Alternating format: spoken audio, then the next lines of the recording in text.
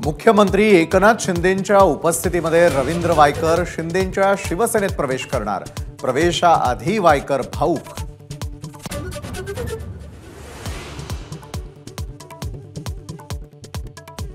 कोकणात ठाकरे गटातील वाद चव्हाट्यावर। भास्कर जाधवांचा कोकणातील नेत्यांवर हल्ला बोल करत ठाकरेंवर जाहीर नाराजी, तर मुलगा विक्रांत जाधवांच्या भाषणावेळी जाधव भाऊक।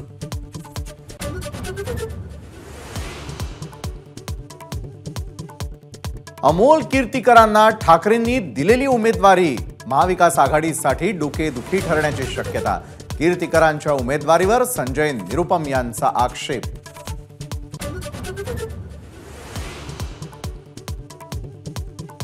अजित पवार आणि सुप्रिया सुळेंमधील अबोला कायम।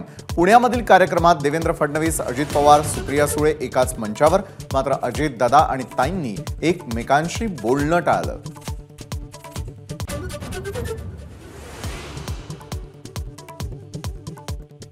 हॉस्पिटल भूमिपूजनाच्या कार्यक्रमामध्ये सुप्रिया सुळे अजित पवारांमध्ये वाकयुद्ध। रखडलेल्या महापालिकेच्या निवडणुका कधी होणार? सुप्रिया सुळेंचा सवाल, तर सुप्रीम कोर्टामुळे निवडणुका रखडल्या, अजित पवारांचं प्रत्युत्तर।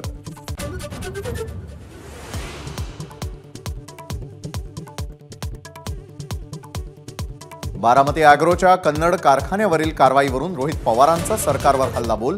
सरकारविरोधात लढत असल्यानं कारवाई, नोटीस विरोधात कोर्टात जाणार असल्याचा इशारा।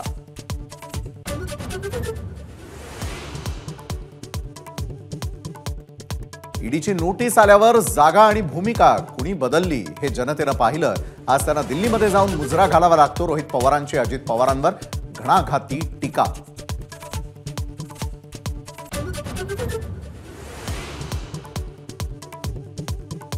वानखेडे स्टेडियमवर रणजी फायनलचा थरार। मुंबई सर्व बाद 224, तर विदर्भ दिवसा अखेर 3 बाद 31। पहिला दिवस शार्दूलनं गाजवला।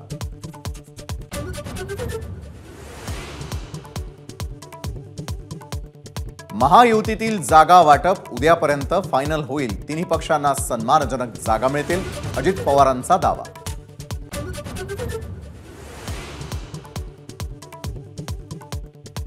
भाजपच्या लोकसभा उमेदवारांची दुसरी यादी उद्या जाहीर होण्याची शक्यता। उद्या संध्याकाळी भाजपच्या केंद्रीय निवडणूक समितीची बैठक।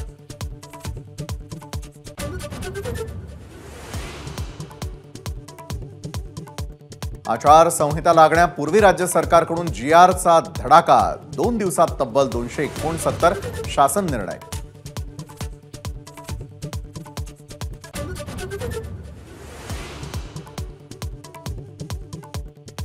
पुणे कोल्हापूर विमानतळाच्या नव्या टर्मिनलचं पंतप्रधान मोदींच्या हस्ते ऑनलाईन उद्घाटन।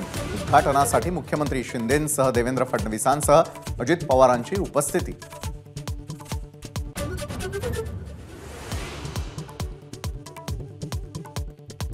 लोकसभा निवडणुकीसाठी तृणमूल काँग्रेस पक्षाकडून उमेदवारांची यादी जाहीर। बहरामपूरमधून माजी क्रिकेटपटू युसुफ पठाणला उमेदवारी।